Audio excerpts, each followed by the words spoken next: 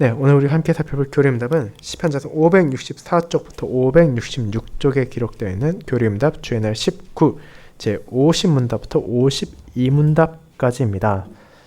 시편자서 564쪽부터 566쪽에 있는 교리응답 주의날 19를 펼쳐주시기 바랍니다.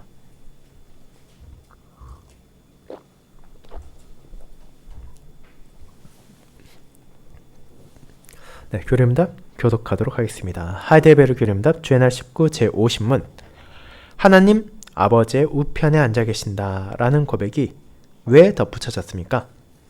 왜냐하면 그리스도께서 하늘에서 그분 자신을 교회의 머리로 드러내기 위하여 하늘로 오르셨습니다.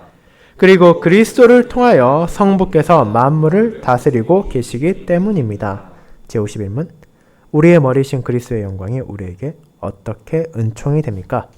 첫째, 그리스도께서는 그분의 성령으로 그분의 지체들인 우리 위에 하늘의 은사들을 부어주십니다.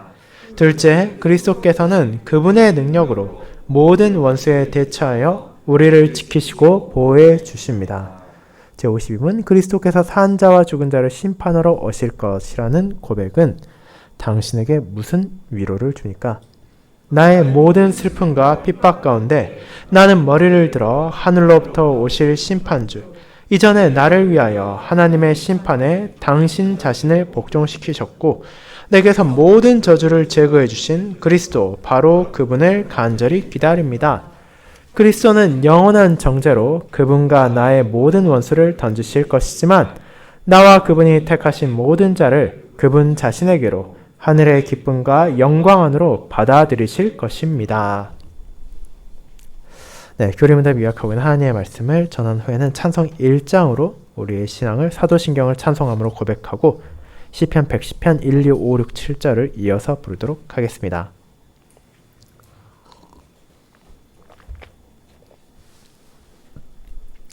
사랑하는 주 예수 그리스도 안에 있는 형제 자매님들, 여러분 어떤 날을 간절히 기다리고 바라던 경험을 하신 적이 있습니까? 많은 사람들은 각자의 중요한 날들을 앞두고 긴장을 할 때도 있고 설레는 날을 보내기도 합니다.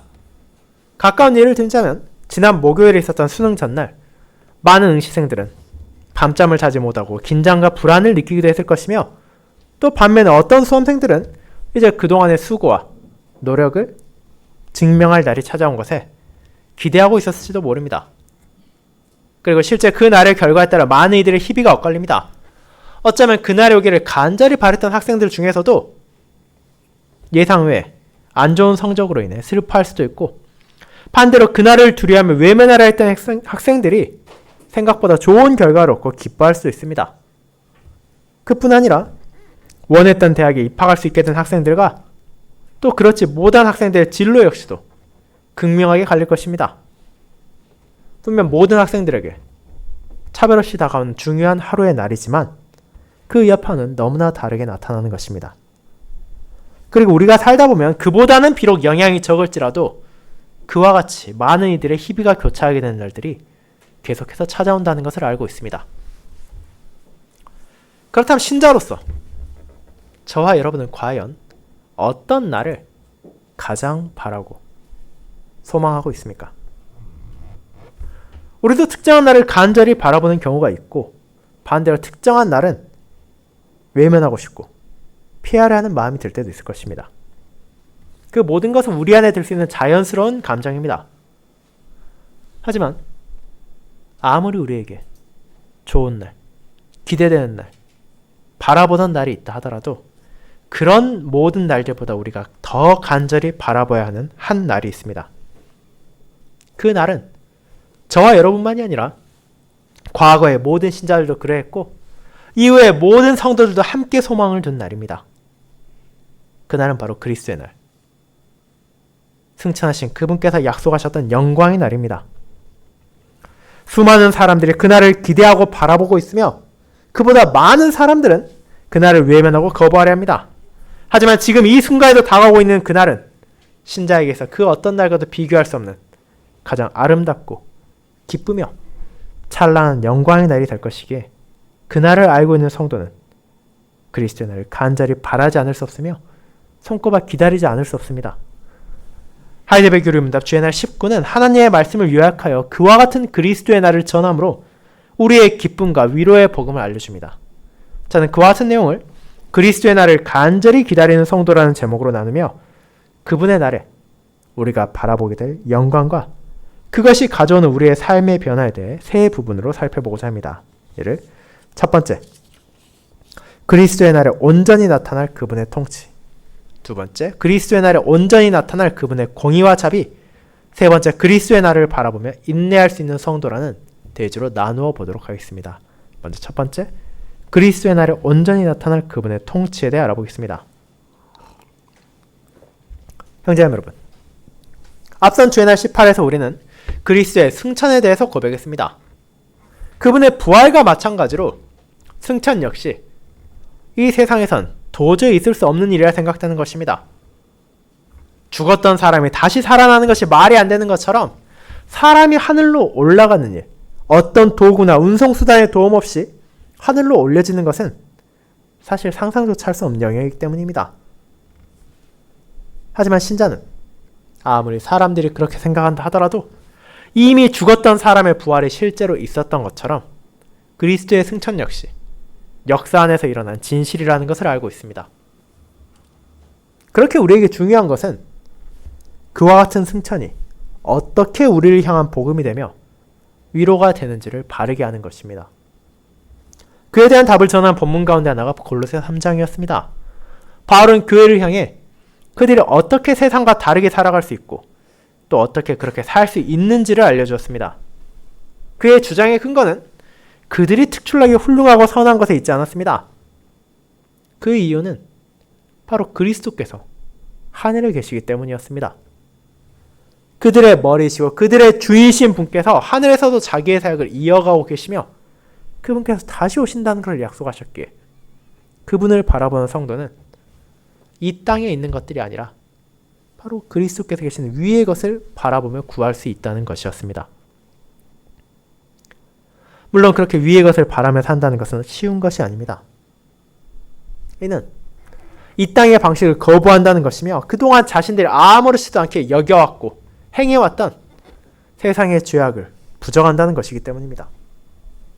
자연스럽게 그와 같은 삶을 살고자 하는 사람들은 주변의 이웃과 사회로부터 박해와 공격을 받게 될 것이며 그것은 다양한 방식의 어려움으로 우리에게 찾아올 것입니다.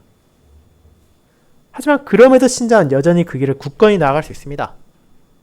그들의 참되고 영원한 생명이 그리스도와 함께 하늘 아버지의 품 안에 숨겨져 있기 때문입니다. 이 땅에서 아무리 공격을 받는다 하더라도 심지어 그 박해의 결과로 인해 성도의 생명이 빼앗긴다 하더라도 그들의 참된 생명은 흔들리지도 않고 훼손되지도 않습니다. 그것이야말로 그들의 가장 소중한 보화이고 가장 귀한 것이기에 그 참되고 영원한 생명이 하나님의 품 안에서 안전하게 지켜진다는 것을 확신할 때 성도는 모든 두려움과 염려를 내려놓고 위의 것을 구할 수 있습니다. 자신의 생명이 있고 자신이 나아갈 그 장소에 그리스도의 은혜로 그분과 함께 자신도 속하게 되었다는 것을 알고 있기 때문입니다. 그리고 그 생명은 영원히 감춰져 있는 것이 아닙니다. 오늘 우리가 살필 주의 날 19와 연관하여 그리스도의 재림의 날에 그렇게 하늘 아버지의 품 안에 감추어져 있던 우리의 생명이 온전하게 나타날 것이기 때문입니다. 그날이 되면 모든 성도들은 영화로운 몸과 영혼이 하나가 되어 이 땅에서 그저 맛보기만 할 수 있던 참된 생명이 무엇인지를 온전히 경험하게 될 것입니다. 하나님과의 영원한 교통의 기쁨을 시작하며 온 시대와 장소의 성도들과 함께 그분을 찬양하는 아름다운 교제를 누리게 될 것입니다. 그 은혜로운 영광이 하늘에 계신 우리의 주님 안에서 보증되었고 그분께서 우리에게 보내신 자신의 영, 성령의 역사하심으로 우리가 그 진리를 확신하고 붙들 수 있게 되었습니다. 그것이 그리스도의 승천으로 저와 여러분이 가지게 된 복음이고 위로이며 기쁨이었습니다. 이제 이어지는 주의 날 19는 이제 그렇게 승천하신 예수 그리스도께서 지금 어디에서 무엇을 하고 계시는지 그리고 앞으로 어떤 사역을 행하실 것인지 그리고 그 사역이 과연 우리와는 어떤 연관인지를 알려주고 있습니다. 그리고 저는 이 부분을 그분의 통치와 심판이라는 주제로 살펴보고자 합니다. 먼저 예수 그리스도께서 승천하신 이후 다시 이 땅에 오시기까지 그분께서 하늘에 계신다는 것을 우리는 알고 있습니다. 하지만 그분께서는 긴 시간의 소명을 마치고 은퇴하여 유유자적한 시간을 보낸 은퇴자와 같은 시간을 보내는 것이 아닙니다. 물론 그분이 겪었던 수많은 고통과 고난, 박해와 조롱을 생각한다면 그토록 한없이 낮아지심을 마치셨는데 이제 높아지신 이후에 그분이 휴식을 취한다고 누구도 비난할 수 없을 것입니다. 하지만 그분께서는 지금 이 순간에도 쉬지 않고 자신의 일을 하고 계십니다.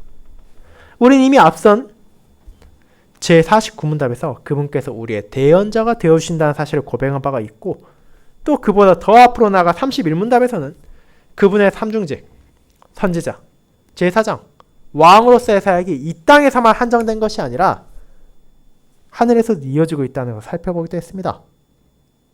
그렇게 우리는 여전히 자기 백성을 위한 예수 그리스도의 사역이 계속되고 있다는 것을 알고 있습니다. 그렇게 지금 이 순간에도 주님께서 행하시는 다양한 사역이 있지만 제50문답은 그분의 왕적인 사역, 즉 그분의 통치에 대해 언급하고 있습니다. 우리는 다양한 방식으로 통치하는 사람들을 경험하게 됩니다. 누군가에 의해서 자기의 주권을 행사하고 뜻을 행하는 사람들은 언제 어디에나 있기 때문입니다. 가까이에는 가정에 부모가 있고 학교에 교사가 있으며 직장에 상사가 있을 뿐 아니라 더 큰 범위에서는 조직을 운영하는 사람들, 나라를 다스리는 대통령, 총리와 같은 이들도 있습니다. 그와 같은 사람들의 다스림을 우리는 매일의 삶 가운데 체감할 수 있고 또 경험하게 되고 있습니다. 하지만 여러분은 그와 같은 사람의 통치가 아니라 그리스도께서 우리를 다스리고 계신다는 사실을 진정으로 경험하고 계십니까? 그분께서 지금 이 순간에도 우리를 포함하여 만물을 다스리고 있다는 것을 확신하고 있습니까? 그건 생각보다 어려운 고백일 수 있습니다. 우리가 입에 대해서는 이를 말할 수 있지만 정작 이 땅에 살아가는 동안 그에 대해 의구심을 품게 되는 일들을 마주하게 되기 때문입니다. 이 세상에 수많은 불의들이 넘쳐납니다. 이 사회가 가지 말아야 할 방향으로 나아가는 것 같습니다. 주님께 신실한 백성들은 점점 그 입지가 줄어들고 있습니다. 세상과 타협한 사람들, 거짓을 받아들인 사람들이 큰 소리를 치고 말씀을 붙잡은 이들의 소리는 이제 우리 귀에 들리지 않는 것처럼 느껴집니다. 만약 정말로 그리스도께서 만물을 다스리신다면 어떻게 이런 일들이 일어날 수 있겠습니까? 그분의 통치가 사실이 아니거나 혹은 그분의 능력에 제한이 있는 것이 아니냐는 생각이 드는 것도 이상한 일이 아닐 것입니다. 그러나 우리는 그렇지 않다는 사실을 마음에 새길 필요가 있습니다. 분명히 이 땅에서 우리가 바라보는 것은 죄와 비참으로 인해 파탄나고 무너진 현실입니다. 이 땅의 사회도, 조직도, 그리고 개개인의 인간도 모두 각자의 부정한 가운데 죄악을 나타내고 있습니다. 하지만 그 사실이 그리스도의 통치를 부인하는 것은 아닙니다.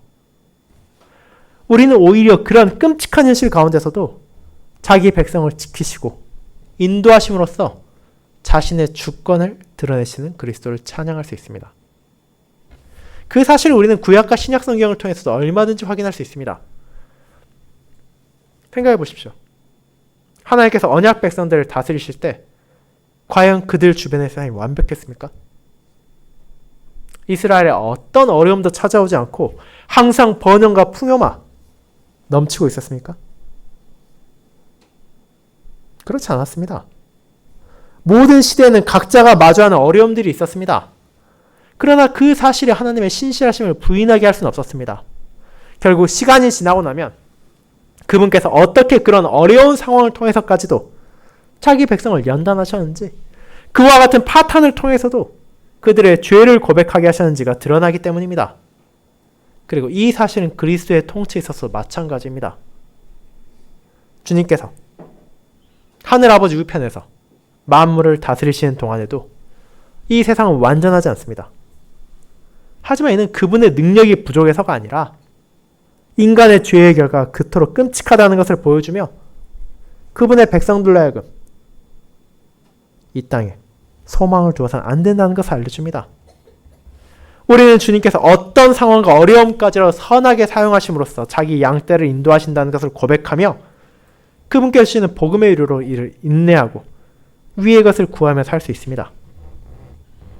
그분께서 지금 이 순간에도 자신의 영을 통해 교회를 다스리시고 성도를 인도하시며 그분의 말씀으로 말문을 붙드시고 지키신다는 것을 우리는 믿음으로 알게 되었기 때문입니다.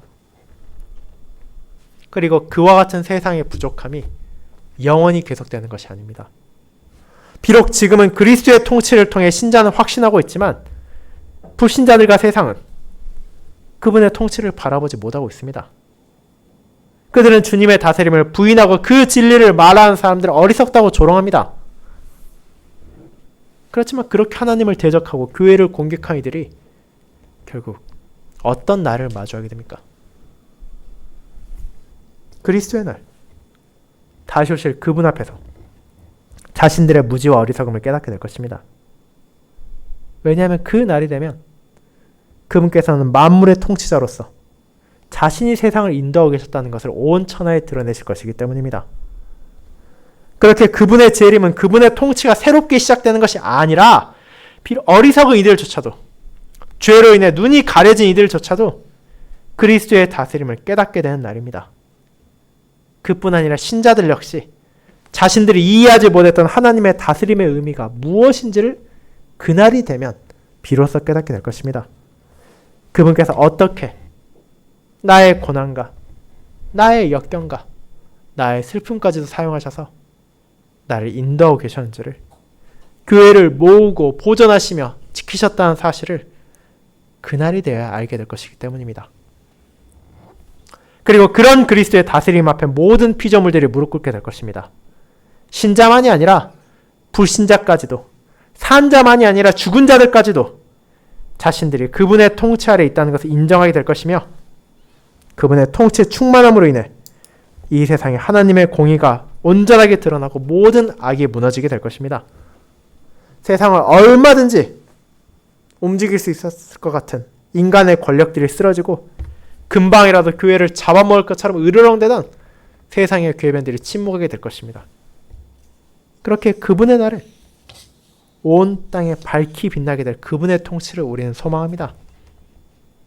그 날에 모든 악이 사라지고 하나님의 공의와 자비가 진정 만천하에 찬란하게 드러날 것이기 때문입니다. 사랑하는 자매 여러분, 우리는 그와 같이 지금 이 순간에도 우리를 위해 주님께서 만물을 다스리신다는 것을 알고 있으며 그분의 통치가 온전하게 나타날 날이 다가오고 있음을 고백합니다. 그 진리가 현재의 우리를 위로하며 미래의 우리를 붙잡아줍니다. 그리스도께서 지금도 만물을 통치하고 계시기에 아무리 우리의 눈으로 보았을 때 현실이 혼란스럽고 불의하며 악한 것처럼 보인다 하더라도 그분께서 그 또한 우리를 위하여 사용하심으로써 선하게 인도하신다는 것에 위로를 받을 수 있고 그와 같은 주님의 통치가 온전하게 나타나 그분의 정의와 자비가 온 세상에 증거될 날이 다가오고 있다는 것에 소망을 둘 수 있습니다.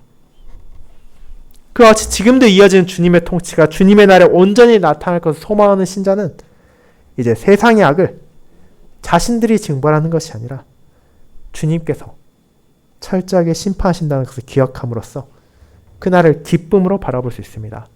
그것이 두 번째, 그리스도의 날에 온전히 나타날 그분의 공의와 자비입니다.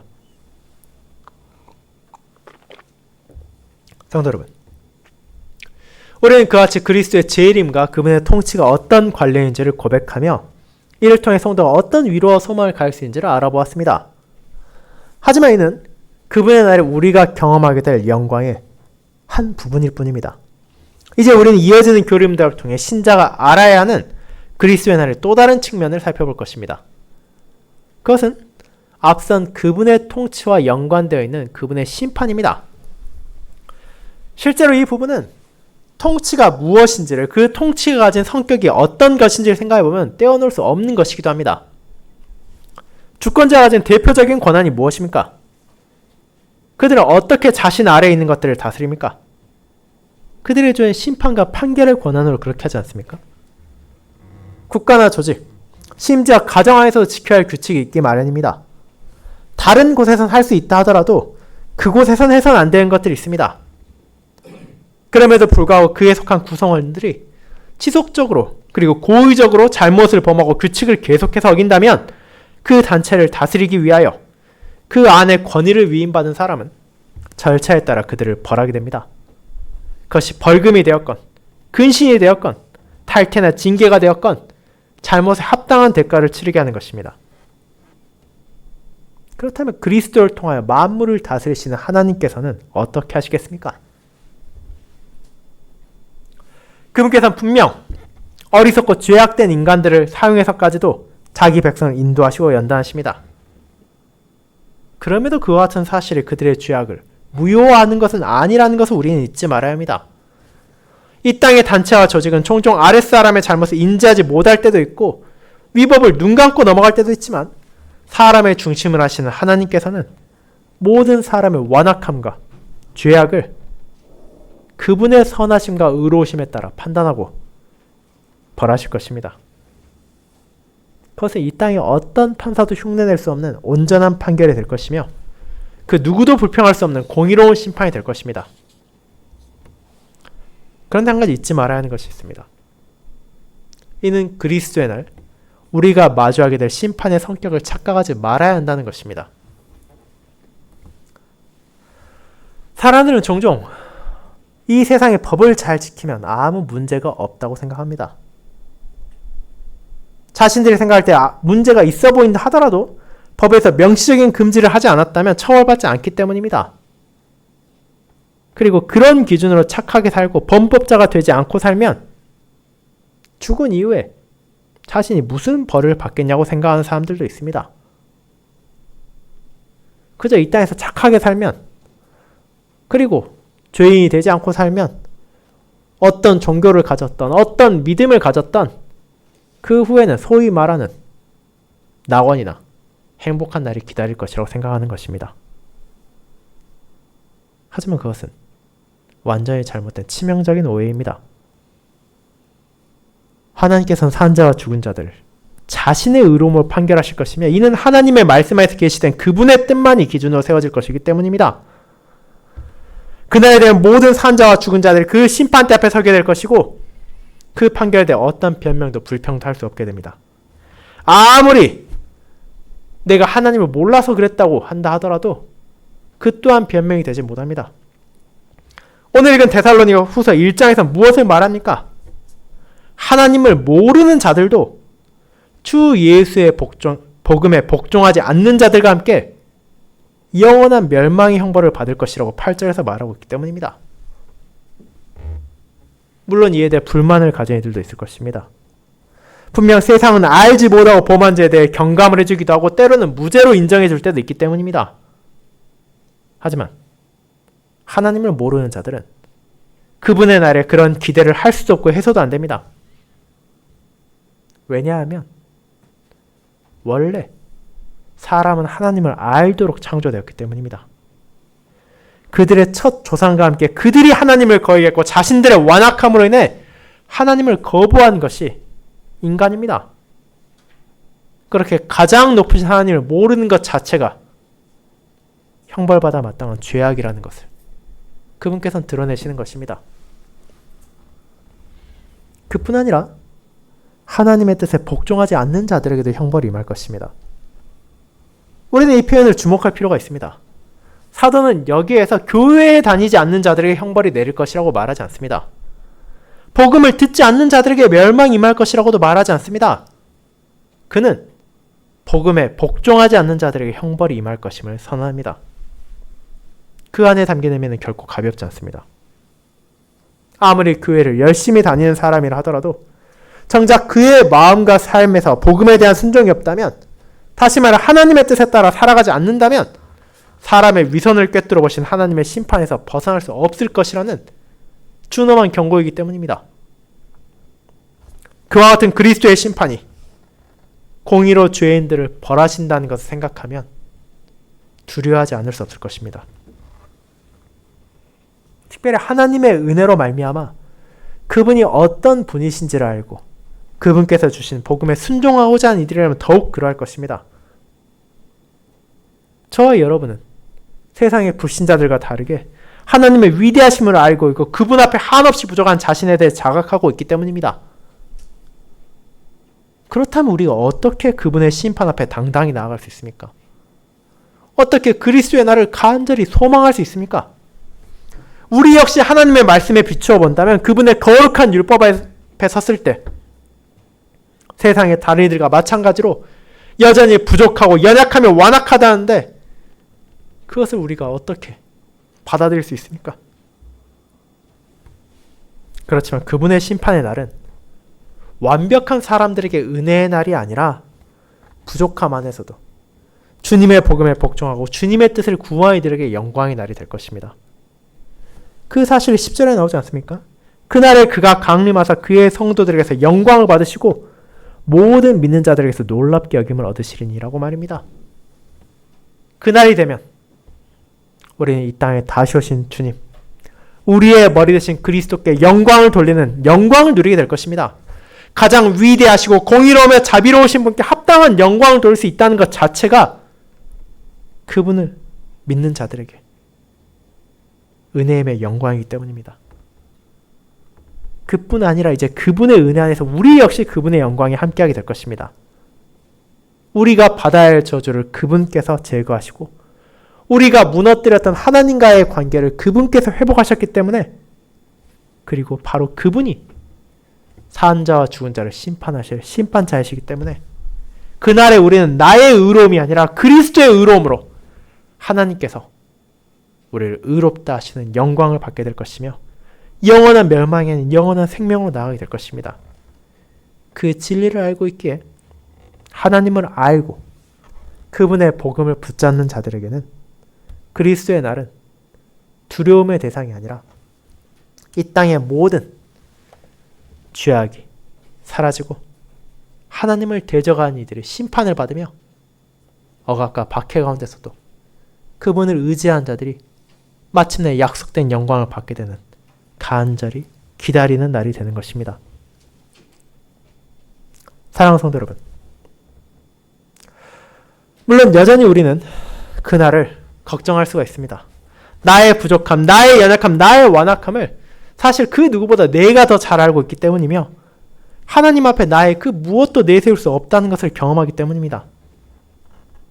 하지만 그날 주님께서는 그분의 백성들을 심판하기 위해 오시는 것이 아닙니다. 그분께서는 그들에게 영원한 영광을 주기 위해 다시 오실 것입니다. 그러나 헛된 우상을 믿고 의지하는 자, 하나님을 외면하고 거부한 자, 그분의 말씀에 순종하지 않는 위선자들은 그들의 모든 거짓과 제약이 드러난 자리에서 영원한 심판을 받을 것입니다.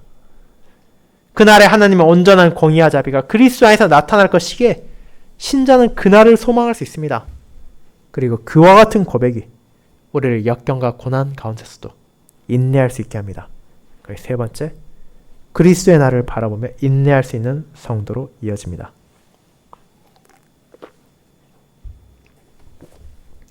여러분, 그렇게 우리는 그리스도의 날에 신자가 마주하게 될 수많은 영광 가운데 두 가지 측면을 살펴보았습니다. 그런데 이 두 가지 측면을 본다 하더라도 우리는 그리스도의 날이 얼마나 놀라울 것인지를, 아름다운 날일 것인지를 분명하게 깨달을 수 있습니다. 이 땅에 살아가는 동안 신자의 삶은, 저와 여러분의 삶은 즐거움과 기쁨으로 가득하지만은 않습니다. 우리는 마땅히 그렇게 하지만 그렇게 할 수 없는 수많은 요소들이 존재하는 것이 사실이기 때문입니다. 때론 이 세상의 불의와 악함으로 인해, 때론 나 자신의 연약함과 어리석음으로 인해 신자의 믿음이 흔들릴 때도 있고 고통 가운데 슬퍼하는 순간들이 계속해서 찾아옵니다. 이 모든 것이 우리에게 약속된 영원한 영광에 비하다면 정말 잠깐에 불과하다는 것을 알면서도 그럼에도 이것을 내가 견디기 너무 힘들다고 느낄 때도 분명 있을 것입니다. 그 사실은 저와 여러분만 아는 것이 아닙니다. 파탄의 현실 가운데 살아가던 성도들은 시대와 장소를 가리지 않고 모두 이것을 경험하고 있었습니다. 그렇게 바울은 데살로니가 교회를 향해 격려의 말을 전합니다. 우리도 항상 너희를 위하여 기도하고 있다고. 주님의 이름이 너희 가운데 영광을 받으시고 너희도 그 안에서 영광을 받기를 위하여 기도드린다고 말입니다. 그 모든 것이 우리에게 너무나 쉽고 자연스러운 것이라면 바울이 이처럼 간절히 기도드릴 이유가 없었을 것입니다. 하지만 믿음 안에서 살아가는 것, 하나님의 부르심에 합당하게 살아가는 것, 하나님의 선하심에 따라 이 땅에서 믿음의 역사를 증거하는 것, 그 모든 것은 우리가 가졌던 본성과 반대되는 것이며 우리의 힘으로는 온전히 이룰 수 없는 것입니다.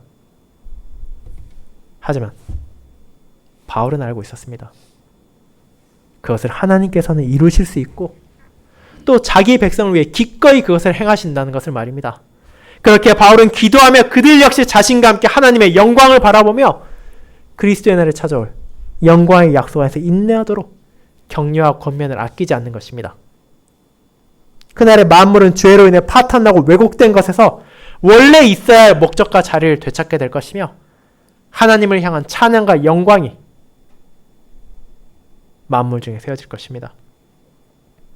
성도들은 비참에서 벗어나 영원한 영광을 맞이하게 될 것이며 그것들을 자신들의 주님과 함께 그리고 자신들의 모든 형제 자매와 함께 경험하게 될 것입니다.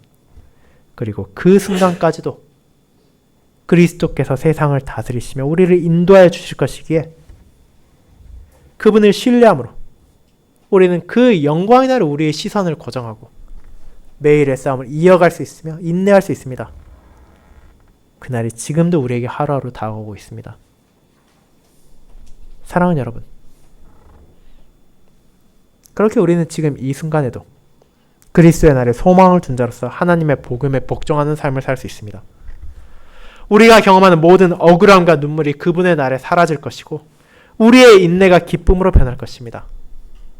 지금도 우리를 위한 사역을 계속하시고 만물을 다스리시는 그리스도의 통치가 그날 온천하에 밝히 드러날 것이며 세상의 어둠 가운데서도 그분을 따르게 된 은혜가 얼마나 놀라운 것인지를 모든 성도가 고백하게 될 것입니다. 그와 같은 소망을 승천하신 그리스도의 은혜로 우리가 가지게 되었고 그분의 영인 성령의 사역을 통해 다시 오실 그분을 바라보는 믿음 안에서 우리는 하루하루 자라갈 수 있습니다. 그렇기에 우리는 이 땅에 살아가는 동안 다양한 고난과 어려움을 마주하는 성도를 세상의 허울뿐인 말과 방식이 아니라 복음으로 붙들어주고 위로할 수 있며 격려할 수 있습니다. 그들과 아픔을 나누며 함께 주님을 향할 수 있습니다. 그리스도의 날을 바라보며 인내하는 삶은 진정 그 날이야말로 우리가 바라볼 수 있고 우리가 경험할 수 있는 우리가 상상할 수 있는 어떤 날보다도 아름답고 영광스러운 것이라는 확신에서 나옵니다. 그렇게 이 소망을 고백하는 성도는 한 마음과 한 뜻으로 사도 요한과 마찬가지로 이렇게 고백할 것입니다. 아멘. 주 예수여 오시옵소서. 요한계시록 22장 20절입니다. 이 외침에 담긴 믿음의 고백과 영원한 소망이 이번 한 주도 여러분 안에서 자라가며 삶 속에서 나타나길 소망합니다. 아멘. 주 예수여 오시옵소서. 아멘.